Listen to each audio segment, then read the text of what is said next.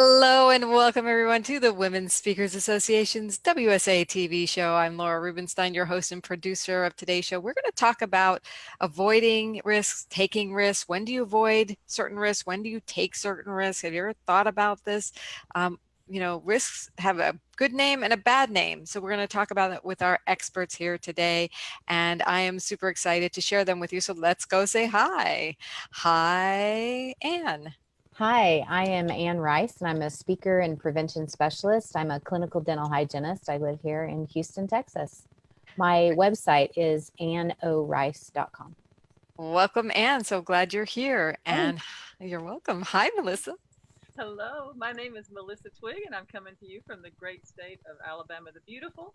You can find me at sistercation.net on Facebook only, and that is a channel about inspiration and beauty.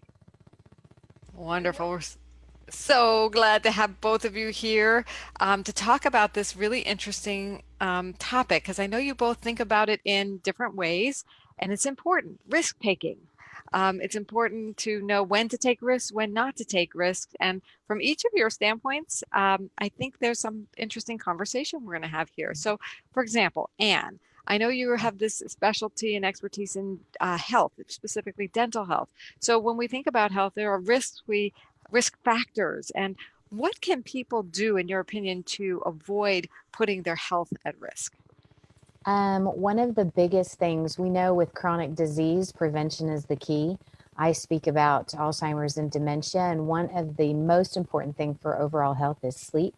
We need to prioritize it. We need to put it on the top of our list and really put that as a main focus of our lives. It helps reduce stress. It helps with cardiovascular health, and it also helps with Alzheimer's disease. Wonderful. And for those who have sleep problems, do you have any suggestions? A few things that are just really easy to do is the darkest room that you can get. And if your room isn't dark, if you're in that situation, wear a sleep mask. Try to really avoid electronics and television at least 30 minutes before bed. Um, really focus on what you eat before bed. No high carbs because that'll just spike your insulin as you're trying to fall asleep. Uh, Really breathing exercises are really good as you're trying to drift off to sleep. That's real important as well. Yes. Thanks for being here, everyone, to watch this really important subject. I mean, taking that risk with your health. I mean, and if someone isn't getting enough sleep, what is the risk actually? Well, with sleep, as far as Alzheimer's and dementia, that is a real important time when we sleep in our deep area of sleep that we clean out the toxins in our brain. So if we're not getting quality sleep, and we can monitor that just by Apple Watches or Fitbits, it's really easy to really find out where your sleep and areas that you really need to improve. Wonderful. Well, thanks for reminding us and, well, actually educating some of us who Mm. didn't know that there's a risk factor if you're not getting enough sleep, a huge one that, I don't know that I even thought of. So thank you. And Melissa, now we have a totally different take on risk here. I know you're in the middle of career shifting and you've had to take many risks. So now there are risks worth taking. So what Mhm. are those? What is your standpoint on risk taking here? Well, Laura, there just comes a time in your life when you just realize that you have so many more days now behind you than you have ahead of you. And as a result, you start thinking about what am I leaving here? What am I contributing? What am I going to leave my children and the children? And so I found that it was very difficult to take a bold leap from a career where I had a very steady income, but I knew that it was worth the risk because my ultimate goal is to eventually help and empower our youth. So as a result, I had to take a risk instead of sitting the fence. I had to take a risk, and you have to strike out. And I struck out and went to a coaching school, so I'm going to be able to get to those youth soon enough and be able to make an impact, hopefully, on thousands and thousands of lives. That's my goal. And wouldn't you think that if you're taking these risks, so many people are stopped by fear or they're motivated by fear to do things that are not helpful, but you're using taking a risk for doing something positive. And that's a great way to role model. That's exactly right. And I think that if we can, if I can help other women that are in my position, I'm an empty nester now, and so you just, if I can help other women to make those choices too, of the impacts that they want to make in the real world, I have enjoyed a beautiful and blessed life, and it's time to share that. I've been fortunate enough to share a lot of things throughout the life, but it's been on a small scale, and I'm ready to take that risk and go big. Go big.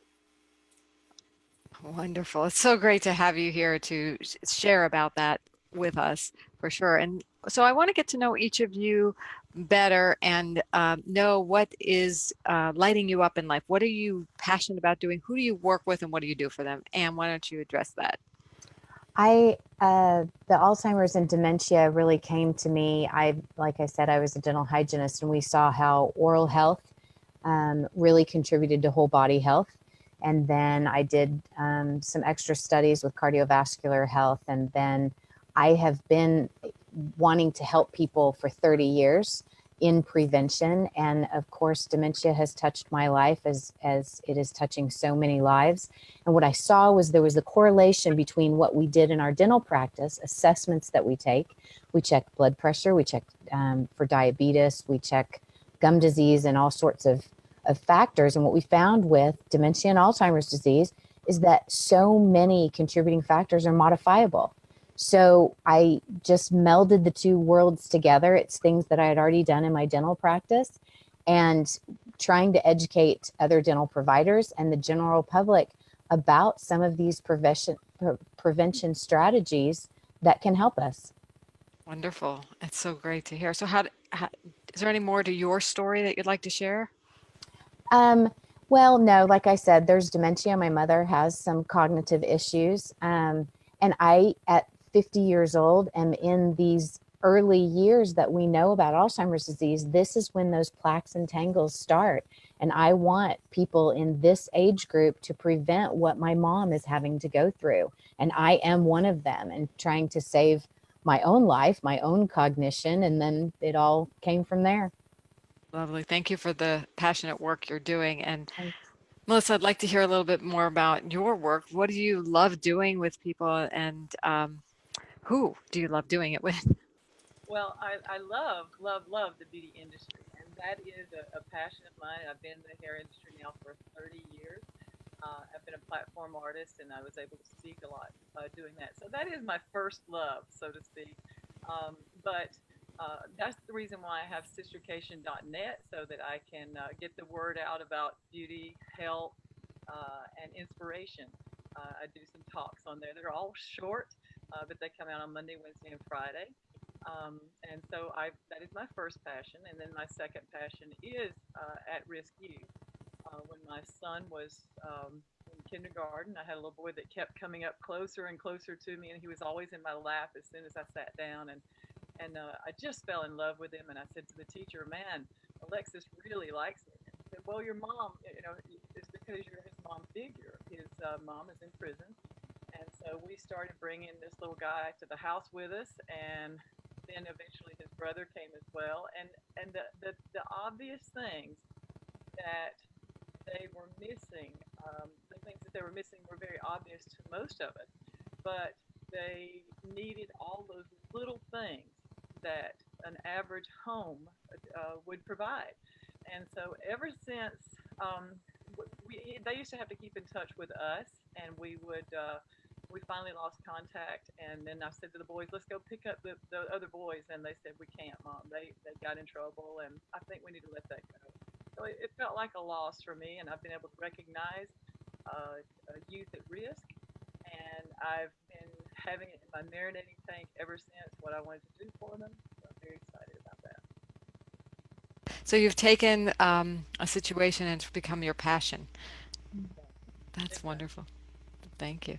Well, both of you doing such incredible work to help people avoid risk of getting sick and avoid risk also by taking risks to help them. Mhm. So thank you for the passionate work you both do. And here at Women Speakers Association, we bring people like you out and together. So, and we offer tools and strategies to get your message out. And I wonder, what is it that compelled you to come join Women Speakers Association, what value are you getting or looking forward to getting? And maybe you can address that. I've gotten some help from some other people that are involved with speaker sheets and things like that. And it's wonderful. Everybody is very friendly and you can bounce ideas off of other people and they can lead you in a direction that you might not have ever thought of. And it's a great camaraderie. And I love that part. I love the camaraderie too, and it's great to have you here, a part of that, and Melissa too. So, Melissa, what is the value you're getting from Women Speakers Association?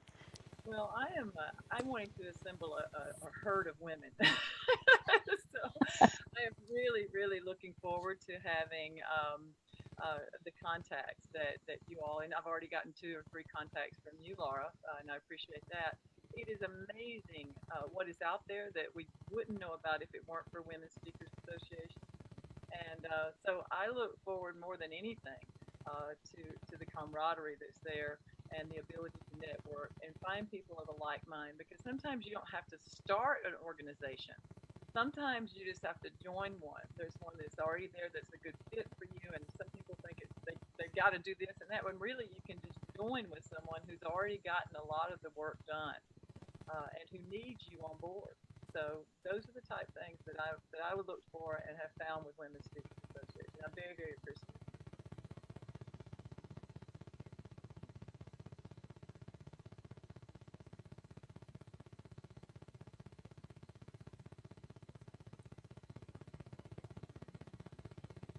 Laura. Thank you. So, thank you both for being here. You both are a tremendous inspiration to at-risk youth, to people who to have better health.